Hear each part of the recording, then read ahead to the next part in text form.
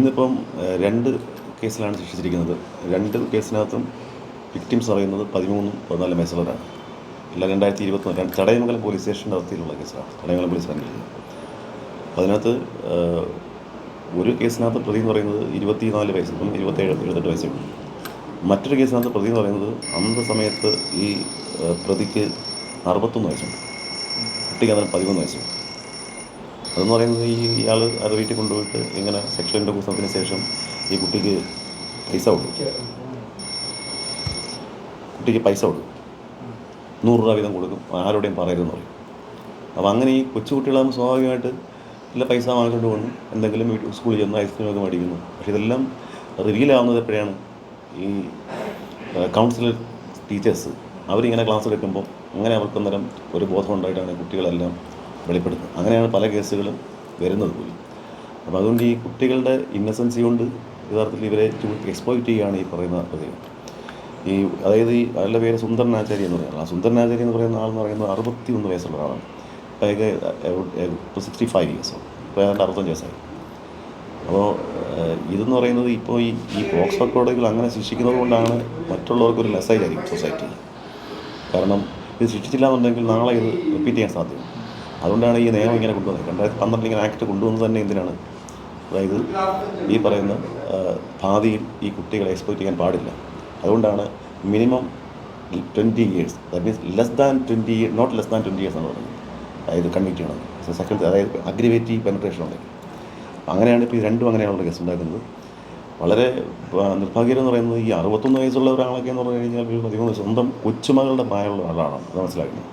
കേവലം ഒരു കൊച്ചുമകളെ പോലെ ട്രീറ്റ് ചെയ്യേണ്ട ഒരാൾ ആ കൊച്ചുമകളോട് ഇത്രയും ക്രൂരമായി, അത് ഒരു പ്രാവശ്യമല്ല, റിപ്പീറ്റഡ് സെക്ഷൽ ഇൻ്റർകോഴ്സ് എന്ന് പറയുന്നത്. ഒരു പ്രാവശ്യമാണെങ്കിലല്ല. അതെങ്ങനെയാണ് തന്നെ അതിനുശേഷം പൈസ കൊടുക്കും, 100 രൂപ, ഇനിയും നിനക്ക് 100 രൂപ തരാം എന്ന് പറഞ്ഞാണ് ആ കേസിനകത്ത് FIR ഉപയോഗിക്കുന്നത്. ഇതെല്ലാം ഒരു പക്ഷേ നല്ല ഇൻവെസ്റ്റിഗേഷൻ നടന്നുകൊണ്ടും അതിൻ്റെ ഡോക്യുമെൻറ്റ്സ് എല്ലാം റെഡ്യൂസ് ചെയ്യുന്ന പോലീസുകാരുടെ ഭാഗത്ത് നിന്നുള്ള കൃത്യമായ ഇടപെടലുണ്ടായി എന്നുള്ളതാണ് അത് യഥാർത്ഥ സത്യാവസ്ഥ. അത് സത്യമാണ്. പിന്നെ അതുപോലെ തന്നെ എനിക്കുള്ള പ്രോസിക്യൂഷൻ എയ്ഡും അതുപോലെ തന്നെ നല്ല രീതിയിൽ നമ്മളോടൊപ്പം സപ്പോർട്ട് ചെയ്തു. അതിൻ്റെ അവരുടെ എല്ലാം സഹായങ്ങളുണ്ടെന്നുള്ളത് സത്യമാണ്. അതോടൊപ്പം പിന്നെ നമുക്ക് കോടതി ഒരു നേരായ മാർഗവും അല്ലെങ്കിൽ ഒരു യാതൊരു വിധമായ പാർഷ്യാലിറ്റി ഇല്ലാതെ കുട്ടിയുടെ മൊഴി കൃത്യമായി മനസ്സിലാക്കിയതിന് ശേഷം അങ്ങനെയാണ് കോടതികളും ഒരു വിധി സാധാരണ, പ്രത്യേകിച്ച് പോക്സോ കോടതികൾ. അതുപോലെ ഇത് ഫാസ്റ്റ് ട്രാക്ക് കോർട്ടാണ്. 2021 കേസാണ് രണ്ടും. 3 കൊല്ലത്തിനുള്ള ഓർഡർ ഒന്നും സ്വാഭാവികമായിട്ടാണ് ഫാസ്റ്റ് ട്രാക്ക് കോർട്ടാണ് പ്രത്യേകം. അതുകൊണ്ട് ഭാവിയിലും ഈ ഇത്തരത്തിലുള്ള ശിക്ഷകൾ നിങ്ങൾ പത്രക്കാർ മറ്റുള്ളവർക്ക് അത് കമ്മ്യൂണിക്കേറ്റ് ചെയ്യുമ്പോൾ സമൂഹം അപ്പോൾ മനസ്സിലാക്കും ഇത് ഇങ്ങനെ ചെയ്താൽ നാളെ ഇന്ന ഇതുണ്ടാകും. അതുകൊണ്ടാണ് സത്യത്തിൽ ഇങ്ങനെയുള്ള ചില ബൈറ്റ്സുകൾ ഞങ്ങൾ തരുന്നത്. എന്ന് പറഞ്ഞാൽ അത് ആവശ്യമാണ്. എന്ന് പറഞ്ഞാൽ നാളെ അല്ലെങ്കിൽ തെറ്റാവർത്തിക്കും. അപ്പോൾ ഇപ്പോൾ ഒരു പക്ഷേ ഈ പറയുന്ന ഇന്ന് ഒരാളുടെ കല്യാണം കഴിഞ്ഞ ഒരാളാണ് ഇപ്പോൾ പിന്നെ ഷെഹീൻ എന്ന് പറയുന്ന ആൾ. ഇനി മറ്റൊന്ന്, ഈ ഷെഹീനെ സംബന്ധിച്ചിടത്തോളം പറഞ്ഞു കഴിഞ്ഞാൽ ഇന്നാണ് അവിടെ കോടതി ചോദിച്ചിരുന്നു. അതിനകത്ത് ഷെഹീൻ വേറൊരു കേസിലും പ്രതിയായിരുന്നു. ഇവിടെ ഈ കൊട്ടാരക്കര ഫാസ്റ്റ് ട്രാക്ക് കോടതി തന്നെ പ്രതിയായിരുന്നു. പക്ഷേ ആ പ്രതിയായ കേസിനകത്ത് ആ വിക്ടിം ഇവിടെ വന്ന് ഹോസ്റ്റലായി എന്ന് പറഞ്ഞു കഴിഞ്ഞാൽ അത് എന്നെ അങ്ങനെ ചെയ്തിട്ടില്ല എന്നുള്ള രീതിയിൽ സംസാരിച്ചു. അപ്പോൾ സ്വാഭാവികമായിട്ട് നമ്മളിപ്പോൾ ഹോസ്റ്റലായ ഒരു കുട്ടി എന്ന് പറയുമ്പോൾ അത് നമുക്ക് അങ്ങനെ ചെയ്യാൻ പറ്റും. കാരണം അവർക്ക് ഇതില്ല എന്നുള്ളതാണ്. പിന്നീട് അല്ലെങ്കിൽ പിന്നെ FSL അല്ലെങ്കിൽ ഏതെങ്കിലും പ്രഗ്നൻസി ആയി അതിൻ്റെ ഫീറ്റസ് എടുത്ത് അതിൻ്റെ DNA വന്നു അങ്ങനെയൊക്കെ ആകുമ്പോൾ ചില സൃഷ്ടിക്കുക. എന്നാൽ പോലും ഈ വിക്ടിം പറയാതെ ഞാൻ എന്നെ അല്ല എന്ന് പറഞ്ഞു കഴിഞ്ഞാൽ നമുക്ക് ചെയ്യാൻ പറ്റില്ല. അപ്പം ഇയാൾക്ക് ആൻറ്റി ഇൻസിഡൻ്റ് ഉണ്ട്. ആർക്കാണ്? ഈ ഷെഹീൻ എന്ന് പറയുന്നത്. എന്നുവെച്ചാൽ നേരത്തെ ഇത്തരത്തിലുള്ള കുറ്റം ആർജിതമാണ്. പക്ഷേ അദ്ദേഹത്തെ അൺഫോർച്ചുനേറ്റ്ലി ഈ പറയുന്ന വിക്ടിം വന്നിട്ട് മൊഴി മാറ്റി പറഞ്ഞു. മൊഴി മാറ്റി പറഞ്ഞില്ലെങ്കിൽ ആ കേസിൽ സൃഷ്ടിക്കപ്പെട്ടില്ലേ. അപ്പോൾ അങ്ങനെയുള്ള ഒരാളാണ് വെച്ചാൽ that shows that he is A habitual offender.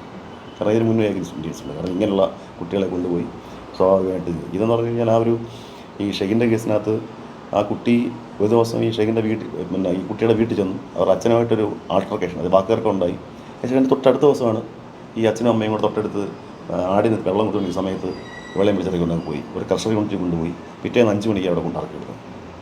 അപ്പോൾ അതിന് മുമ്പേ തന്നെ അമ്മ ഈ കൊച്ചിനെ കാണാനിട്ട് മിസ്സിങ്ങിന് കേസ് കൊടുത്ത് പോലീസ് സ്റ്റേഷൻ. മിസ്സിങ്ങിന് കേസ് കൊടുത്തതിന് ശേഷമാണ് ഈ കൊച്ച് 5 മണിക്കുള്ള കിട്ടിയത്. അപ്പോൾ സ്വാഭാവികമായിട്ട് അതിൻ്റെ എല്ലാം ഇൻസിഡൻറ്റും അതിൻ്റെ കൊറാബറേറ്റും ചെയ്യുന്ന കാര്യങ്ങളെല്ലാം ഈ സംഭവം അത് സാധൂകരിക്കുന്ന രീതിയിലായതുകൊണ്ടാണ് ഈ 2 കേസിനകത്തും ശിക്ഷിക്കപ്പെട്ടത്.